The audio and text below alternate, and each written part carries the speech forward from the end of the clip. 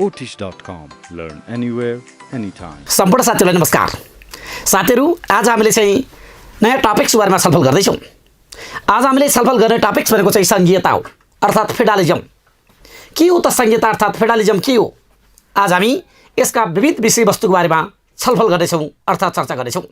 साथीहरू, यो टपिक्स अत्यन्त सरल, अत्यन्त सजिलो मध्येको एक टपिक्स हो, किनकि हामीले यो देशमा हामीले आफैले संघीयतालाई आत्मसात गरिरहेका छौँ, संघीय शासन प्रणालीलाई नै अवलम्बन गरिरहेका छौँ। त्यसैले पनि हामीलाई यो टपिक्स सजिलो लाग्छ। हामीले पढ्ने टपिक्समा आज संघीयता, नेपालमा संघीयता, त्यसपछि आएर केन्द्रीय, प्रादेशिक र स्थानीय सरकारको बारेमा चाहिँ आज हामी इन डिटेलमा छलफल गर्छौँ। तर सबभन्दा पहिले संघीयता के हो अर्थात् फेडरलिजम के हो? सबभन्दा पहिले यो फेडरलिजमको बारेमा हामी समष्टिगत विषयवस्तुको बारेमा हामी छलफल गर्छौँ, चर्चा गर्छौँ र त्यसपछि गएर हामी अन्यत्र विषयवस्तुमा अगाडि बढ्छौँ। साथीहरू, यो संघीयता कहाँ पढ्नुपर्छ भन्दा यो चाहिँ तपाईँले धेरै ठाउँमा पढ्नुपर्छ। यो चाहिँ निजामत एसियामा तपाईँले जुनसुकै तहमा पनि पढ्नुपर्ने अवस्था छ। खरिदारमा पनि पढ्नुपर्छ, नायब सुब्बामा पनि पढ्नुपर्छ, अफिसरमा पनि पढ्नुपर्छ र उपसचिव सहसचिवमा पनि तपाईँले चाहिँ संघीयता पढ्नुपर्छ। त्यसैले आज हामी यो टपिक्सको बारेमा छलफल गर्छौँ। यो अत्यन्त महत्त्वपूर्ण टपिक छ। यो अत्यन्त महत्त्वपूर्ण टपिक्स किनकि यो हाम्रो देशले अवलम्बन गरेको छ, हाम्रो देशले अहिले स्वीकारेको छ, हाम्रो देशले आत्मसात गरेको छ। त्यसैले पनि यो टपिक्स अत्यन्त महत्त्वपूर्ण छ।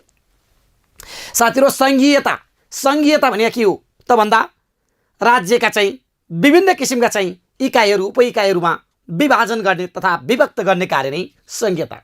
संघीयता भनेको चाहिँ वास्तवमा केन्द्रीकृत शासन प्रणालीको अपोजिट हो।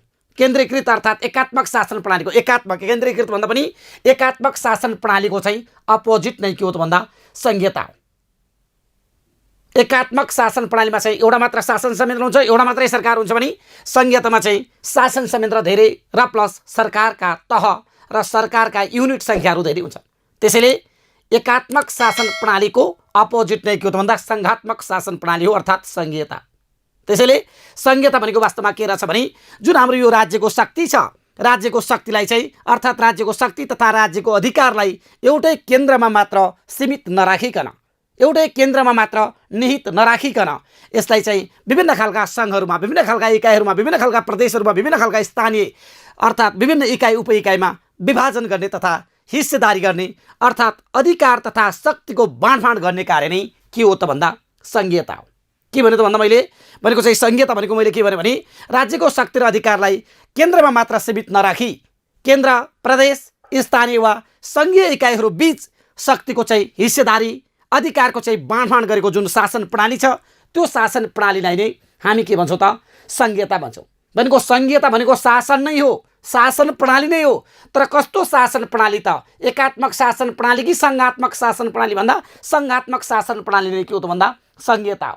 भनेको संघीयता भनेको चाहिँ के हो त भन्दा सङ्घात्मक शासन प्रणाली हो। भनेको राज्यको शक्ति र राज्यको अधिकारलाई चाहिँ केन्द्रमा मात्र सीमित नराखिकन विभिन्न खालका इकाइ, विभिन्न खालका उपइकाइमा चाहिँ त्यो शक्ति तथा त्यो अधिकारको बाँडफाँड गर्ने, हिस्सेदारीको बाँडफाँड गर्ने, त्यो अधिकार, त्यो जिम्मेवारी, त्यो शक्तिको हिस्सेदारी गर्ने अर्थात् त्यसको अधिकारको बाँडफाँड गर्ने कार्य पद्धति नै के हो त भन्दा संघीयता हो।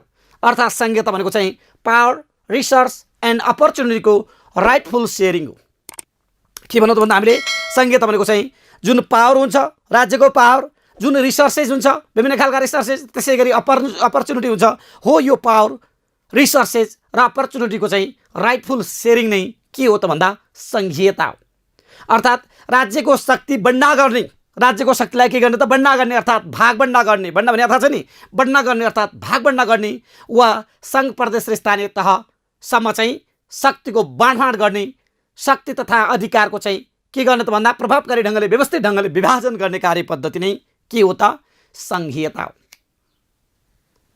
भनेको चाहिँ अझै जाने भने सरकारका कामहरू हरेक तहमा अन्तिम निर्णय हुने गरी, सरकारका काम भनेको चाहिँ केन्द्रीय सरकारको केन्द्रमै अन्तिम निर्णय हुने, प्रदेश सरकारको चाहिँ प्रदेशमै अन्तिम निर्णय हुने र स्थानीय सरकारको चाहिँ स्थानीय सरकारमै अन्तिम निर्णय हुने। त्यसैले सरकारका कामहरू हरेक तहमा अन्तिम निर्णय हुने गरी केन्द्रीय, प्रान्तीय, स्थानीय तहमा विभाजित गरेको प्रणाली नै के हो त भन्दा संघीयता हो।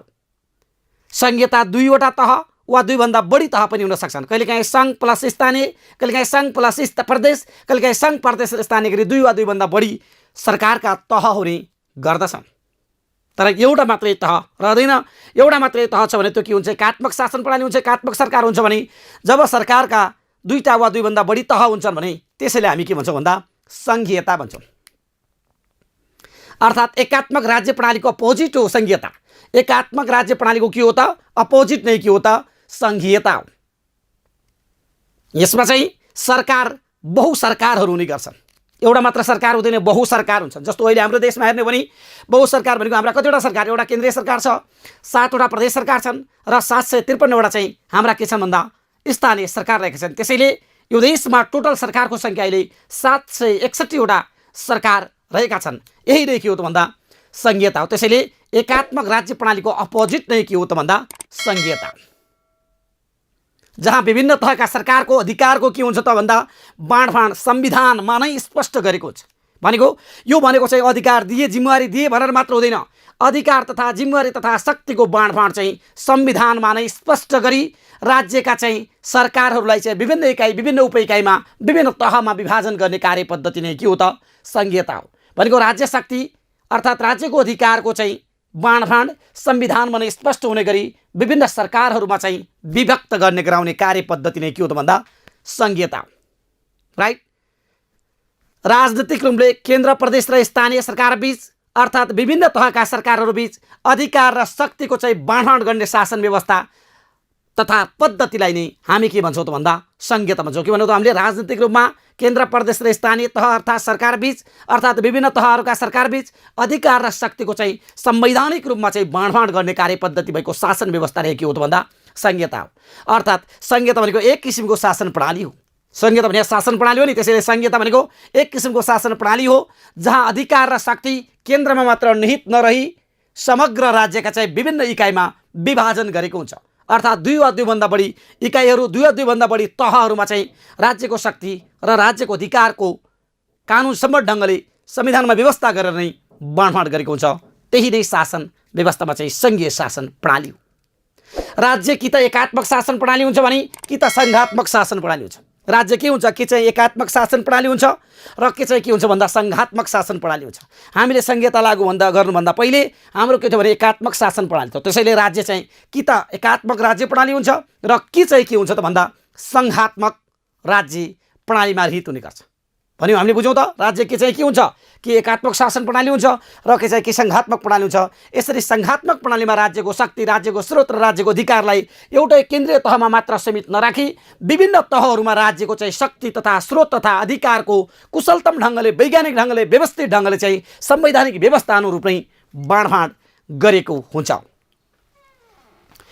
एउटै राज्यभित्र अर्थात् एउटै राज्यभित्र विभिन्न किसिमका सरकारको निर्माण गर्ने। के भने मैले? एउटै राज्यभित्र एउटै के त भन्दा एउटै राज्यभित्र अर्थात् एउटै राज्यभित्र विभिन्न किसिमका सरकारको निर्माण र त्यसको अधिकार स्थापित गरिएको चाहिँ जुन शासन प्रणाली छ हो त्यही शासन प्रणाली नै हामी के भन्छौँ त? सङ्घीयता भन्छौँ। भनेको एउटै राज्यभित्र बहु सरकार, एउटै राज्यभित्र मल्टी गभर्मेन्ट छ भने त्यसैले नै हामी के भन्छौँ त भन्दा सङ्घीयता। भनेको एउटै राज्यभित्र के हो त भन्दा विभिन्न किसिमका सरकारको निर्माण अधिकारको स्थापित भएको जुन शासन प्रणाली छ त्यसैलाई नै हामी के भन्छौँ त भन्दा हामी चाहिँ सङ्घीयता भन्छौँ। जसमा चाहिँ केन्द्रीय सरकार हुनसक्छ, प्रदेश सरकार हुनसक्छ, स्थानीय सरकार हुनसक्छ। भनेको चाहिँ 2 वा 2 भन्दा बढी सरकार, एउटा मात्र सरकार होइन कि बहु सरकारको परिकल्पना गरेको जुन शासन प्रणाली छ त्यसैलाई नै हामी के भन्छौँ त भन्दा सङ्घीयता भन्छौँ, राइट।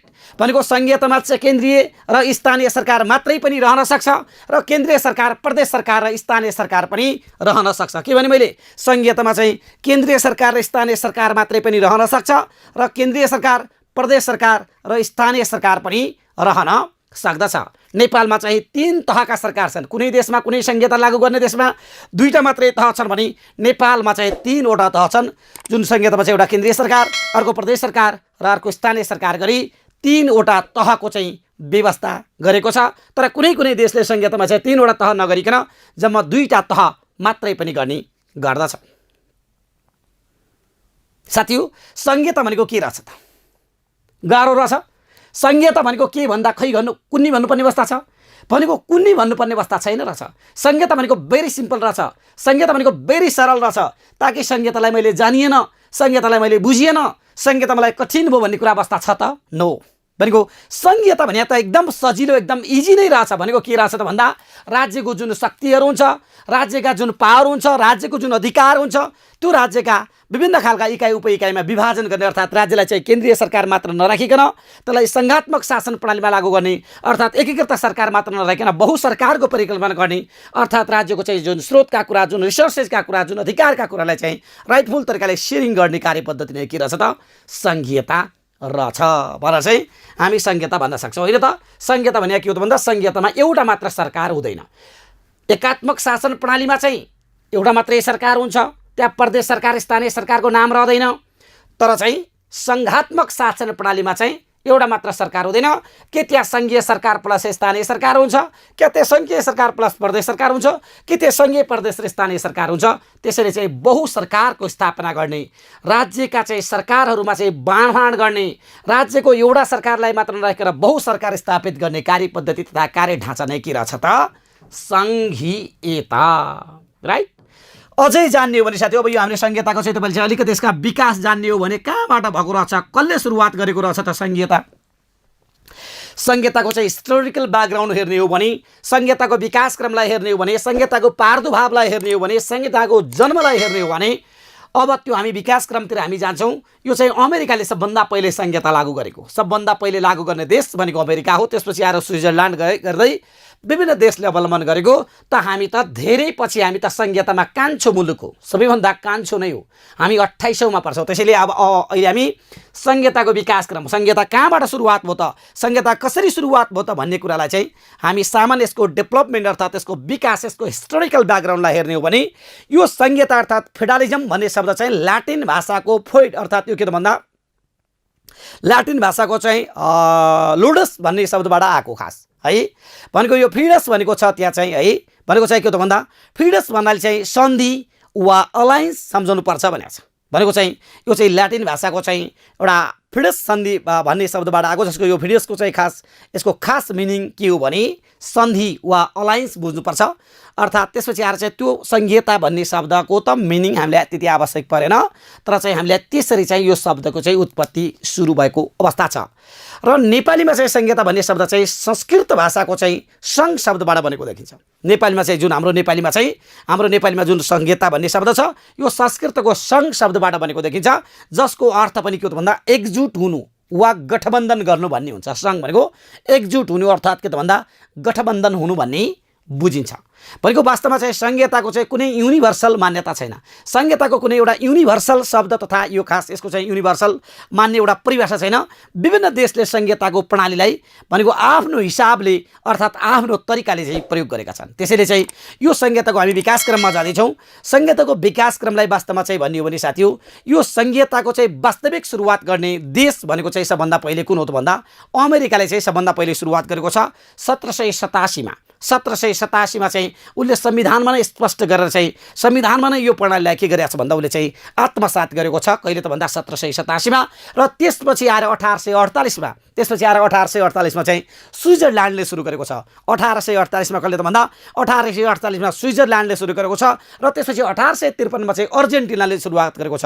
1853मा कहिले त भन्दा अर्जेन्टिनाले चाहिँ सुरुवात गरेको छ र त्यसै गरी चाहिँ 1996 तिर चाहिँ दक्षिण अफ्रिकाले पनि यसलाई आत्मसात गरेको छ। 1996 तिर चाहिँ कहिले त भन्दा दक्षिण अफ्रिकाले पनि यसलाई सुरुवात गरेको छ र भारतले चाहिँ the government of India act ल्याएर चाहिँ 1935मा यसको प्रस्ताव ल्यायो भने 1950 को संविधानले यस प्रणालीलाई चाहिँ संस्थागत गरेको छ।